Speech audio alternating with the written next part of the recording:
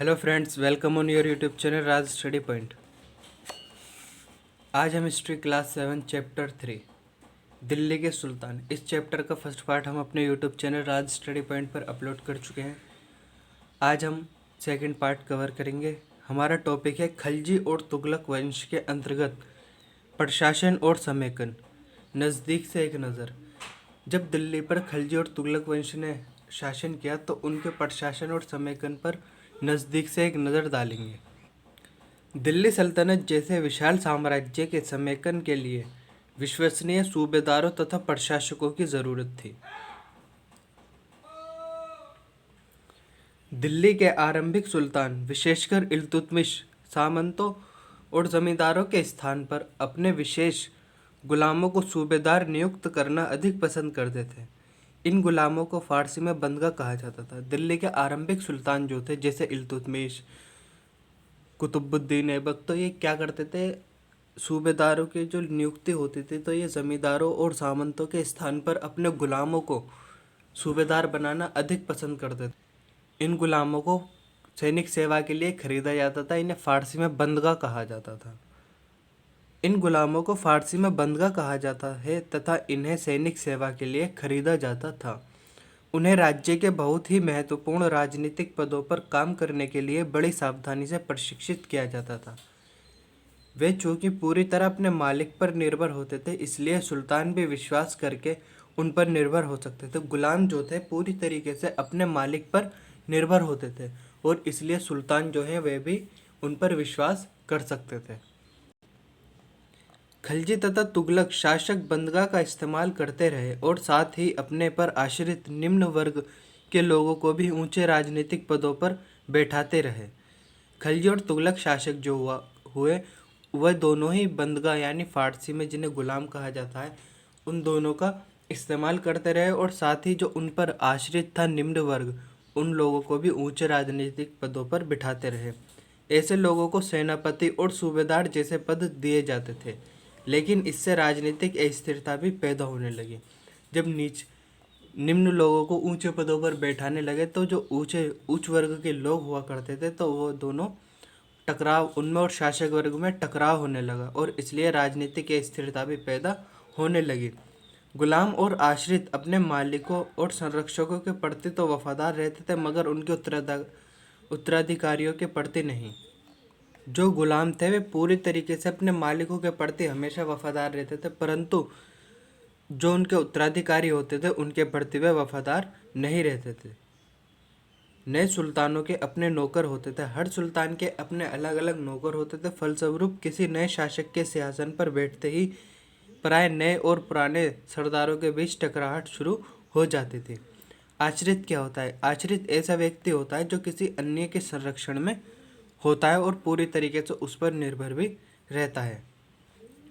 सुल्तानों द्वारा निचले तबके के लोगों को संरक्षण दिए जाने के कारण उच्च वर्ग के कई लोगों को गहरा धक्का भी लगता था और फारसी तारीख के लेखकों ने निचले खानदान के लोगों को ऊंचे पदों पर बैठाने के लिए दिल्ली के सुल्तानों की आलोचना भी की। जो फारसी का इतिहास लिखा, जिन्होंने फारसी में इतिहास लिखा, उन लेखकों ने दिल्ली के सुल्तानों की आलोचना इसलिए करी कि उन्होंने निचले खानदान के लोगों को ऊंचे पदों पर बिठाया, जिससे कि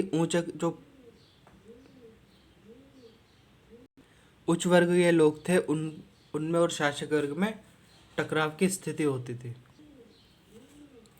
पहले वाले सुल्तानों की तरह खलजी और तुगलक शासकों ने भी सेनानायकों को भिन्न भिन्न आकार के इलाकों के सूबेदार के रूप में नियुक्त किया। खलजी और तुगलक दोनों ही शासकों ने क्या करा, पहले वाले जो सुल्तान थे उनकी तरह सेनानायकों को अलग अलग आकार के इलाकों के सूबेदार के रूप में नियुक्त करा। ये इलाका जो थे इक्ता कहलाते थे। इन इलाकों को क्या कहा जाता था? इक्ता। यानी जैसे आज हम किसी राज्य का नाम रख देते हैं तो उस टाइम में राज्य न कहकर उन्हें क्या कहा जाता था? इक्ता। और इन्हें संभालने वाले अधिकारी इक्तदार या मुफ्ती कहे जाते थे और जो इन्हें प्रशासन करते थे, इस पर संभाला करते थे, उनको इक्तदार या मुफ्ती कहा जाता था।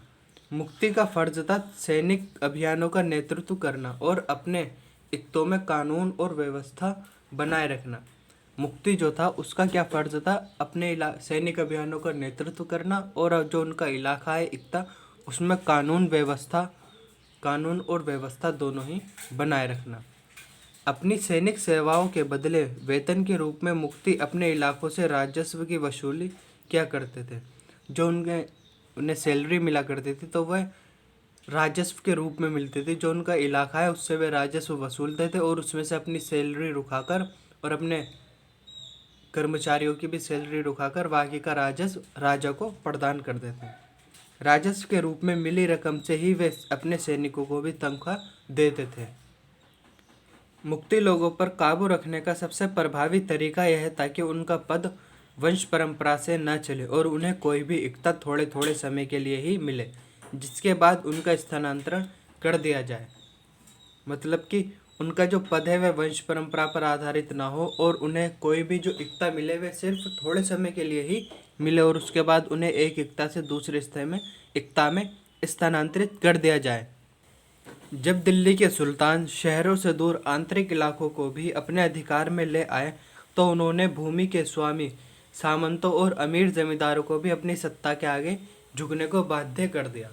अलाउद्दीन खिलजी के शासनकाल में भू राजस्व के निर्धारण और वसूली के जो कार्य का राज्य ने अपने नियंत्रण में ले लिया। भू राजस्व का निर्धारण और वसूली का कार्य अब अलाउद्दीन खिलजी के शासनकाल में राज्य के नियंत्रण में आ चुका था। स्थानीय सामंतों से कर लगाने का अधिकार छीन लिया गया। जो स्थानीय सामंत कर लगाते थे उनसे वह अधिकार भी छीन लिया गया, बल्कि स्वयं उन्हें भी कर चुकाने के लिए बाध्य करा गया। अब सामंत जो हुआ करते थे वह भी कर चुकाते थे। सुल्तान के प्रशासकों ने ज़मीन की पैमाइश की और इसका हिसाब बड़े सावधानी से रखा। कुछ पुराने सामंत और जमींदार राजस्व के निर्धारण और वसूली अधिकारी के रूप में सल्तनत की नौकरी में करने लगे। उस समय 3 तरह के कर थे। उस टाइम में 3 तरह के कर लगाए जाते थे। पहला कर था कृषि पर, जिसे खराज कहा जाता था, जो किसान की उपज का लगभग 50% होता था। जैसे पहला जो कर है उसका नाम था खराज, यानी ये कृषि पर लगाया जाता था और जो किसान की उपज है उसका 50% राज्य को जाएगा। और दूसरा कर था मवेशियों पर और तीसरा कर था घरों पर। ये 3 कर थे जो उस टाइम में लगाए जाते थे। अफ्रीकी देश मोरक्को से 14वीं सदी में भारत आए यात्री इब्न बतूता ने बताया है कि सरदार कभी कभी चट्टानी ऊबड़ खाबड़ पहाड़ी इलाकों में किले बनाकर रहते थे। बस इतना याद रखना है, मोरक्को से कौन आया था? मोरक्को जो है अफ्रीकी महाद्वीप में एक देश है और यहाँ से 14वीं सदी में भारत आया था एक यात्री जिसका नाम था इब्न बतूता। 15वीं तथा 16वीं शताब्दी में सल्तनत 1526 तक दिल्ली तथा आगरा पर सैयद वंश तथा लोधी वंशों का राज्य रहा। तब तक जौनपुर, बंगाल, मालवा, गुजरात, राजस्थान तथा पूरे दक्षिण भारत में स्वतंत्र शासक उठ खड़े हुए थे। उनकी राजधानियां समृद्ध थीं और उनके राज्य जो हैं फलफूल रहे थे। इसी काल में अफगान तथा राजपूतों जैसे नए शासक समूह भी उभरे। इस काल में स्थापित राज्यों में से कुछ छोटे तो थे पर शक्तिशाली थे। उनका शासन बहुत ही कुशल तथा सुव्यवस्थित तरीके से चल रहा था। शेरशाह सूर 1540 तक 45 तक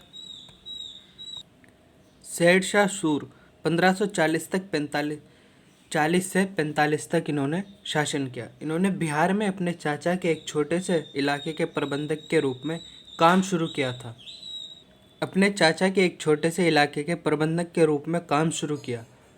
और आगे चलकर उसने इतनी उन्नति की कि मुगल सम्राट हुमायूं को चुनौती दी और परास्त भी किया। शेरशाह ने दिल्ली पर अधिकार करके स्वयं अपना राजवंश स्थापित किया। सूरवंश ने केवल 15 वर्ष तक शासन किया। इसके बाद 1555 में जब मृत्यु हो जाती है शेरशाह सूरी की, तो वापस से हुमायूं दिल्ली पर अधिकार कर लेता है। इस चैप्टर में इतना ही। ये चैप्टर हमारा फिनिश हो चुका है। मिलते हैं नेक्स्ट वीडियो में नेक्स्ट चैप्टर के साथ। वीडियो अच्छी लगी हो तो वीडियो को लाइक करें, शेयर करें और अपने फ्रेंड्स के साथ शेयर करें। हमारे यूट्यूब चैनल राज स्टडी पॉइंट को सब्सक्राइब करें। मिलते हैं नेक्स्ट वीडियो में। Thank you.